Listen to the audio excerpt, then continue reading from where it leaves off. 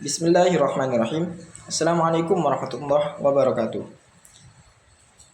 Di sini di video kali ini saya akan mereview sebuah artikel yang berjudul Penerapan Media Audiovisual untuk meningkatkan minat belajar siswa pada pembelajaran Pendidikan Agama Islam di SMK Muhammadiyah Jember 5. Mohon maaf, di SMK Muhammadiyah 5 Jember.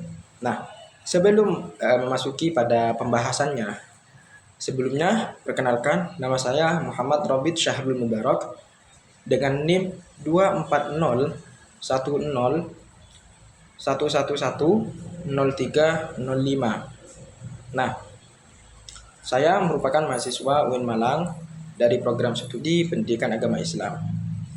Nah, di sini poin pertama pada pembahasan kali ini yaitu alasan mengapa saya memilih artikel ini. Jadi alasannya yaitu artikel ini menurut saya menarik karena secara langsung, artikel ini membahas masalah yang sering dihadapi oleh guru-guru di sekolah, terutama pada guru PAI atau pelajaran pendidikan agama Islam dalam metode mengajar, yaitu yang mana seringkali kita temukan bahwa cara mengajar metode mengajar guru-guru di sekolah itu masih banyak sekali dengan menggunakan metode ceramah. Nah, metode ini sama sekali kurang efektif karena cenderung dapat membosankan siswa. Jadi dapat bikin rasa ngantuk, bosan, jenuh, dan kurang menarik. Itu problemnya. Maka dari itu, apalagi hal ini masih banyak dilakukan di maraknya atau di pesatnya perkembangan teknologi. Nah, oleh karena itu, penelitian ini juga menawarkan solusi yang sangat bagus dan menarik. Karena apa? Kenapa saya bisa mengatakan ini bagus atau menarik? Karena sudah terbukti secara efektif bahwa penelitian ini membahas penerapan media audiovisual untuk meningkatkan minat belajar siswa pada pelajaran pendidikan agama Islam. Maka dari itu, yang dimaksud dengan media audiovisual ini khususnya video yang melibatkan siswa ini untuk meningkatkan minat belajar pada pelajaran PAI.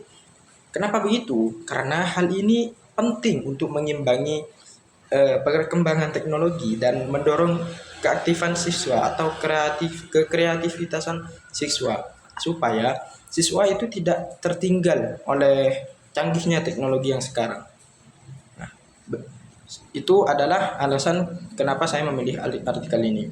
Nah, lanjut pada poin yang selanjutnya yaitu latar belakang. Nah, pada latar belakang di artikel ini dibahas mengenai perkembangan teknologi yang pesat dan masih banyaknya guru PAI yang menggunakan strategi pembelajaran konvensional, yaitu pembelajaran dengan metode ceramah dengan sedikit media. Jadi banyak bosannya ketimbang serunya. Itu. Maka dari itu, penelitian ini menjadi pendorong utama dengan tujuan yaitu membantu siswa memahami kurikulum dan mencapai tujuan pembelajaran. Jadi tidak hanya belajar dengan asik, tapi juga mendapat ilmu yang dihasilkan oleh media pembelajaran audiovisual ini. Nah, lanjut di poin keterbaruan penelitian. Sebelumnya terdapat beberapa penelitian yang membahas hal yang sama dengan penelitian ini, yaitu yang membahas juga media audiovisual, namun ada perbedaan. Nah, contoh salah satunya penelitian yang membahas media ini, yaitu menekankan inovasi media pembelajaran dalam mata pelajaran pendidikan agama Islam dengan menggunakan pendekatan audiovisual. Maka dari itu terdapat perbedaan dalam penelitian ini dengan penelitian sebelumnya, yang mana penelitian ini secara khusus menekankan pada penggunaan video dalam pendidikan Islam dengan penekanan pada pengembangan kreativitas siswa selama proses pembelajaran dengan bertujuan atau berfokus untuk meningkatkan minat belajar, tidak lain dan tidak bukan untuk meningkatkan minat belajar. Karena minat belajar siswa itu sudah lumayan tergoyah karena banyaknya penyalahgunaan internet atau gadget yang terlalu banyak. Jadi bisa kecanduan dan mengurangi minat belajar. Maka dari itu, tujuan penelitian ini supaya meningkatkan minat belajar siswa sebanyak mungkin dan memudahkan mereka memahami materi dengan cara yang lebih menarik. Seperti yang saya sebutkan tadi, bahwa mendapatkan ilmu tidak harus dilakukan dengan model ceramah, tapi juga bisa dengan model yang lainnya yang lebih seru. Nah, maka dari itu sekarang masuk pada poin landasan teoritis. Dalam poin landasan teoritis di artikel ini terdapat 3 aspek. Di antaranya yang pertama ada pendidikan agama Islam atau PAI. Mana aspek ini berfokus pada proses bimbingan untuk mencapai tujuan Islam, meresapi nilai dan menerapkannya dalam hidup.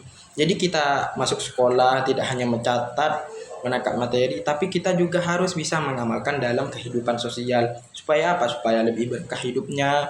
Karena apa? Karena sudah menjalani nilai-nilai Islam gitu. Terus aspek yang kedua yaitu media audio visual. Yang mana media audiovisual ini sebagai sumber daya non-cetak yang memadukan audio dan visual untuk membantu meningkatkan motivasi dan pemahaman siswa gitu. Jadi tidak lain dan tidak bukan tujuan penelitian ini hanya untuk meningkatkan pemahaman pada siswa gitu. Nah, aspek yang ketiga yaitu minat belajar. Dari tadi sampai sekarang masih saja minat belajar. Kenapa? Minat belajar ini sangat menjadi kekuatan yang utama. Karena mau sebagus apapun metodenya, mau sebagus apapun media yang diciptakan, ketika minat belajar siswa itu rendah, minim, dan bahkan tidak ada sama sekali, itu ya sama saja. Maka dari itu yang diutamakan ini minat belajar, yang mana kita harus bagaimana cara kita menarik perhatian siswa supaya siswa ini tidak bosan dalam belajar. Maka dari itu diciptakanlah media-media yang menarik. Nah, setelah bahas landasan teoritis, maka memasuki pada metode. Poin metode. Metode penelitian di artikel ini berjenis metode kualitatif dengan jenis penelitian yaitu penelitian lapangan atau field research. Terus poin berikutnya yaitu desain penelitian, yang mana desain penelitian dari artikel ini yaitu kualitatif yang bertujuan menggali secara mendalam tentang penerapan audiovisual di SMK Muhammadiyah 5 Jember dan juga yang lain-lain. Nah, terus memasuki poin populasi dan sampel. Subjek penelitian informan terdiri dari wakil kepala kurikulum, guru PAI, terus disebutkan juga tidak disebutkan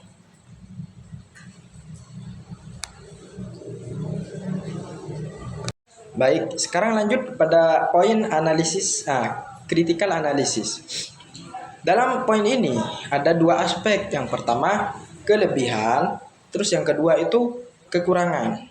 Nah, kelebihan dari penelitian ini yaitu sangat relevan dan kontekstual dalam memberikan solusi praktis untuk memecahkan masalah kejenuhan dalam proses pembelajaran pendidikan agama Islam.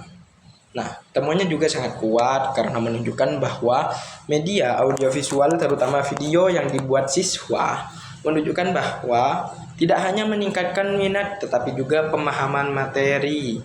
Nah, maka dari itu metode kualitatif ini juga mampu menggali pandangan secara informan dan mendalam. Itu kelebihannya. Nah, lanjut ke aspek berikutnya yaitu kekurangan. Sebagai penelitian kualitatif, tentunya hasil penerapannya cenderung deskriptif dan kurang didukung oleh data kuantitatif seperti nilai pretest atau posttest atau persentase peningkatan minat. Maka dari itu untuk mengukur efektivitas Secara statistik, deskripsi proses pembuatan video oleh siswa perlu diperjelas atau perlu ya diberikan contoh bahwa teknis dan platform yang digunakan itu apa supaya memudahkan untuk replikasi gitu. Nah, selanjutnya masuk pada poin lesson learn. Nah, pada poin ini disebutkan bahwa media audiovisual atau video terbukti memiliki peran penting dalam memecahkan masalah kurangnya minat belajar pada mata pelajaran yang cenderung teoritis, yang cenderung model-model ceramah gitu. Ya, salah satunya ya pendidikan agama Islam, PAI ini. Maka dari itu, keterlibatan siswa sangat dibutuhkan dalam memproduksi media tersebut. Student generate content. Nah, secara langsung dapat meningkatkan motivasi, fokus, dan pemahaman materi yang diajarkan karena relevan dengan pengalaman nyata mereka. Nah, setelah banyaknya pembahasan yang dilontarkan dari tadi, maka masuki poin yang terakhir, yaitu hal-hal apa saja sih yang perlu diperbaiki pada artikel penelitian ini. Nah, menurut saya perlu adanya penegasan mengenai validitas data menggunakan triangulasi sumber atau teknik jika dilakukan. Akan lebih baik juga jika disertakan contoh konkret atau kutipan wawancara yang lebih mendalam dari siswa terkait dampak emosional atau kognitif saat menggunakan atau membuat video di media audiovisual tersebut. Mungkin cukup sekian video kali ini sebagai memenuhi tugas ujian akhir semester dari matkul metode penelitian yang diampu oleh Ibu Rizky Amelia MPDI. Saya akhir kata, mohon maaf. Wassalamualaikum warahmatullahi wabarakatuh.